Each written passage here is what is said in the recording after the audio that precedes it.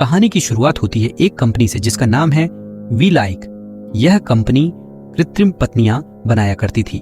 जो लोग इन्हें खरीदते थे वे अपनी पसंद के अनुसार उनसे हर तरह का काम करवाते थे, जैसे घर का काम, भोजन बनवाना और अपनी शारीरिक जरूरतें पूरी करना। इन पत्नियों को इस तरह बनाया गया था कि वे दिए गए आदेशों का पूरी तरह पालन करें। ये इतनी वास्तविक लगती थीं कि अगर कोई व्यक्ति अपनी मृत पत्नी की स्मृतियां इनमें डाल देता तो वह कृत्रिम पत्नी असली पत्नी जैसी व्यवहार करने लगती। इसी कारण हजारों लोगों ने इनका इस्तेमाल करना शुरू कर दिया। इनका आचरण इतना मानवीय था कि कुछ संगठन कहते थे कि इन्हें भी मनुष्यों जैसे अधिकार मिलने चाहिए, लेकिन कुछ अन्य संगठन इन्हें अपहरण करके मुक्त कर देते थे। ऐसा ही एक संगठन था स्केयर संगठन। कंपनी ने विशेष एजेंट रखे थे जिनका कार्य था अपहृत कृत्रिम पत्नियों को ढूंढकर वापस लाना। विलियम ऐसा ही एक एजेंट था और उसने कई पत्नियां सफलतापूर्वक वापस लाई थीं। उसकी सफलता देखकर कंपनी के मुखिया मैरियन ने उससे कहा कि अपनी पत्नी की मृत्यु की चिंता मत करो, क्योंकि तुम्हारे लिए हमने एक नई पत्नी बना दी है। उसमें तुम्हारी पत्नी मेरेडिथ की सारी स्मृतियां डाल दी गई हैं और वह तुम्हें उतना ही प्रेम करती है जितना असली मेरेडिथ करती थी। विलियम उसे घर लाता है। उसने वही पुराने कपड़े पहने हुए थे जो असली मेरेडिथ के थे। शुरुआत में वह थोड़ा अजीब लगती है, धीरे धीरे वह पूरी तरह असली जैसी हो जाएगी। रात को दोनों एक दूसरे के करीब आते हैं। मेरेडिथ तैयार थी, मगर विलियम को झिझक महसूस हुई।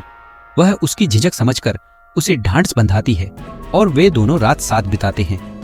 विलियम चाहता था कि वह पूरी रात उसके पास रहे, मगर उसे दूसरे कक्ष में जाकर शक्ति प्राप्त करनी पड़ती है। शक्ति प्राप्त करते समय उसे एक कंघी और एक पुरानी डायरी मिलती है जो असली मेरेडिथ की थी। वह खिड़की से बाहर देखती है और बगीचे में पेड़ों के बीच कुछ अजीब देखती है, मगर ध्यान नहीं देती। अगली सुबह जब वह भोजन बना रही होती है तो समाचार में विरोध प्रदर्शन की बातें चल रही होती हैं। वह विलियम से पूछती है कि वह क्या कार्य करता है। वह कहता है कि वह एक एजेंट है और लोगों की रक्षा करता है। फिर विलियम कार्यस्थल चला जाता है। घर पर मेरेडिथ पुराने वस्त्र पहनती है और श्रृंगार करती है। उधर कार्यालय में विलियम अपने साथी जैक से कृत्रिम पत्नियों के अपहरण पर चर्चा करता है। वे उस रहस्यमय व्यक्ति रिंग मास्टर का पता लगाने की कोशिश भी कर रहे थे जो स्केयर संगठन का नेता था। बहुत खोज के बाद उन्हें वह स्थान मिला जहां अपहृत पत्नियां रखी गई थीं। विलियम को उन्हें वापस लाने का कार्य दिया गया। जब वह पहुंचा तो उसने देखा कि एक कृत्रिम पत्नी भाग रही थी और उसकी गर्दन पर विद्युत बंधन लगा था। विलियम ने उसे पकड़ लिया और पूछा कि भीतर कितने लोग हैं। पहले कक्ष में उसे एक अपराधी मिला जो घूंसे की कसरत कर रहा था। विलियम ने उसे तुरंत गिरा दिया और दूसरे कक्ष की ओर बढ़ा। वहां उसने एक प्रयोगशाला देखी जहां एक कृत्रिम पत्नी को मुक्त करने के लिए बदला जा रहा था। इसी बीच एक अपराधी आया और उसने एक पत्नी पर शस्त्र तान दिया। विलियम ने चेतावनी दी, मगर वह नहीं माना तो विलियम ने उसे गोली मार दी। घर पर मेरेडिथ शक्तिशैया पर लेटी थी और अचानक उसका स्वप्न रूप सक्रिय हो गया।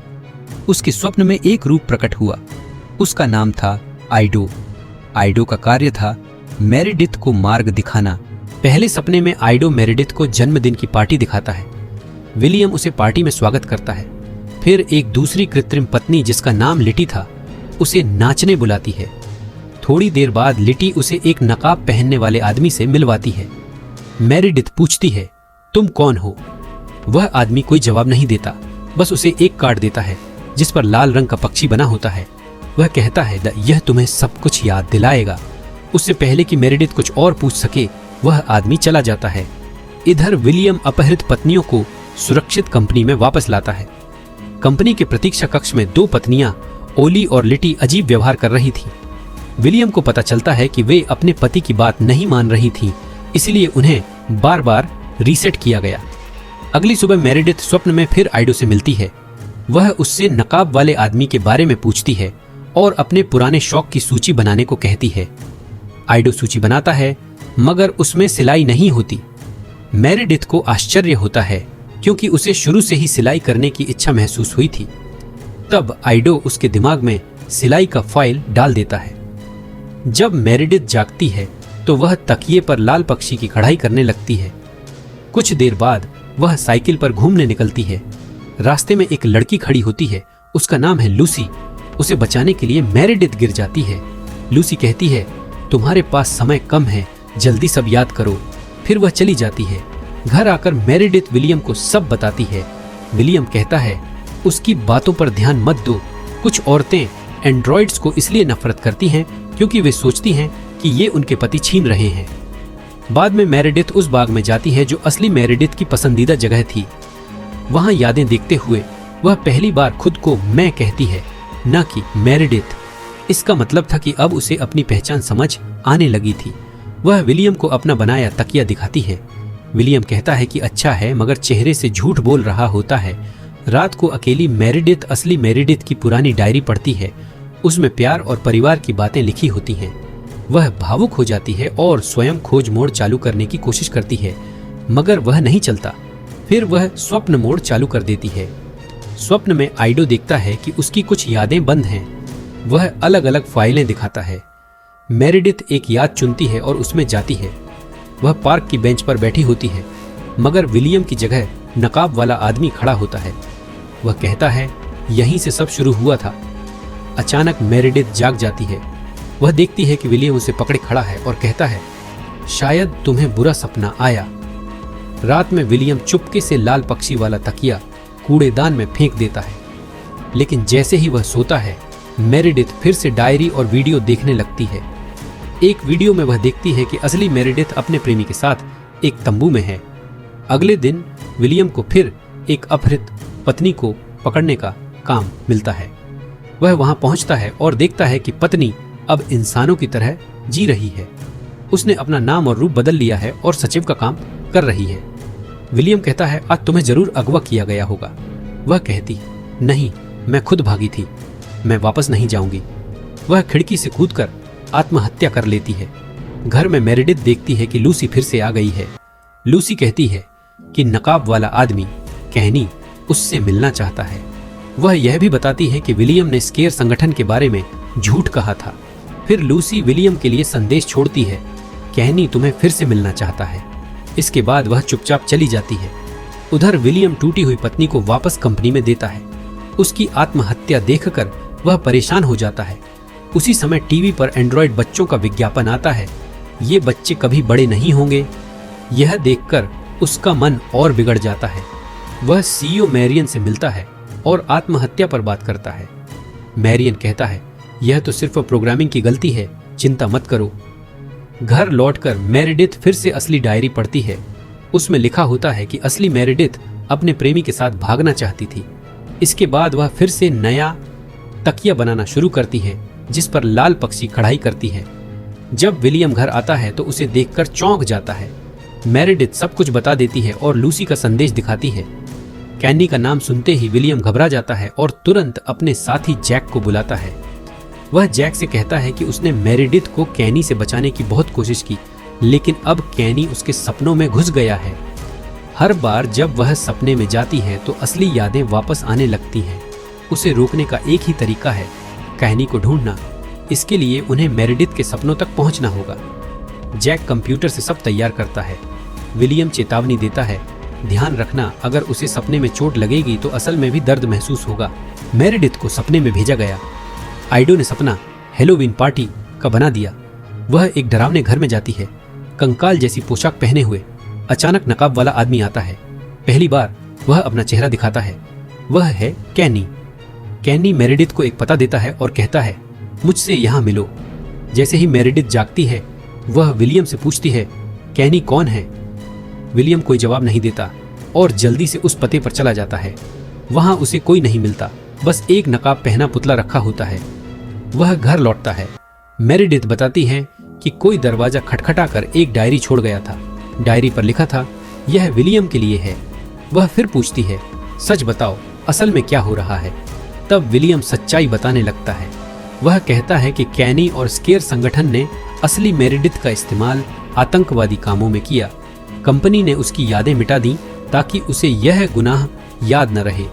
विलियम और जैक तय करते हैं कि उन्हें कैनी से फिर सपनों में मिलना होगा। वे मेरेडिथ और विलियम को जोड़ देते हैं ताकि दोनों एक ही सपना देख सके। विलियम कहता है, जैसे ही तुम्हारी बैटरी 10% पर आए तुरंत उठ जाना, तब मैं भी उठ जाऊंगा। सपने में मेरेडिथ जंगल में कैनी से मिलती है। विलियम भी वहां आ जाता है। वे भागते भागते एक दरवाजे से निकलते हैं और फिर से उसी जन्मदिन पार्टी में पहुंच जाते हैं। वहीं विलियम और कैनी में लड़ाई शुरू हो जाती है।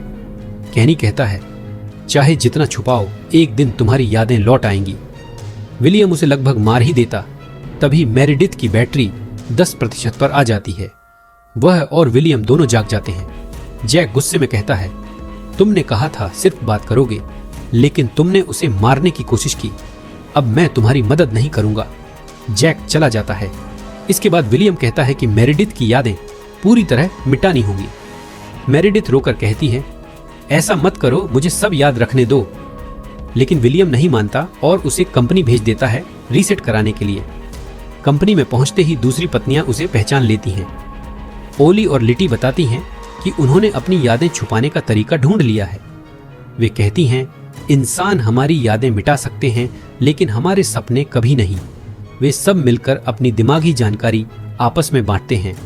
मेरिडिथ आइडो को आदेश देती है कि उसकी सारी यादें गुप्त जगहों पर बचा लो ताकि मिटाई न जा सके।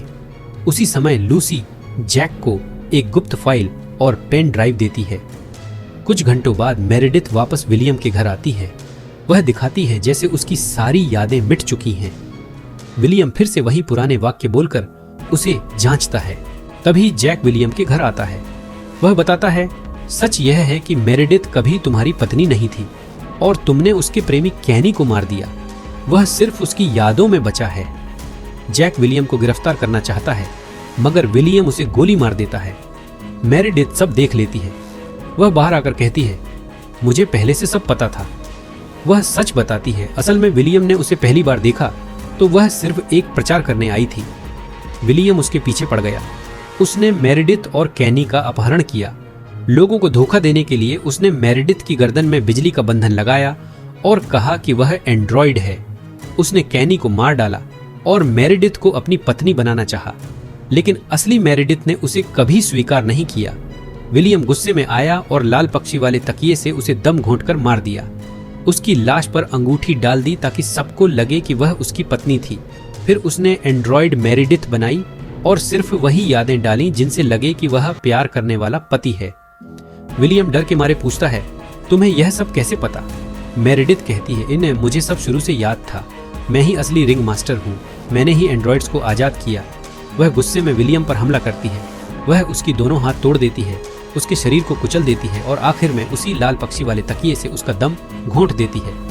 फिर अपनी उंगली से अंगूठी निकालकर उसके शव के पास रख देती है। इसके बाद मेरिडिथ गुप्त ठिकाने पर जाती है। वहां सब एंड्रॉइड्स मिलकर कसम खाते हैं, अब हमें कोई रीसेट नहीं कर पाएगा। इधर समाचार में दिखाया जाता है कि सीईओ मैरियन एजेंट जैक की मौत पर दुख जता रहा है। वह कहता है, हम अपराधियों को ढूंढ निकालेंगे। इसके लिए वह विलियम का एंड्रॉइड रूप बनाता है। एंड्रॉइड विलियम कहता है, मैं तैयार हूं, मैं आ रहा हूं। वहीं दूसरी ओर प्रतिरोध संगठन में मेरिडिथ स्क्रीन पर एंड्रॉइड विलियम को देखती है और उसकी आंखों में आग जल उठती है। वह कहती है, हम भी तैयार हैं।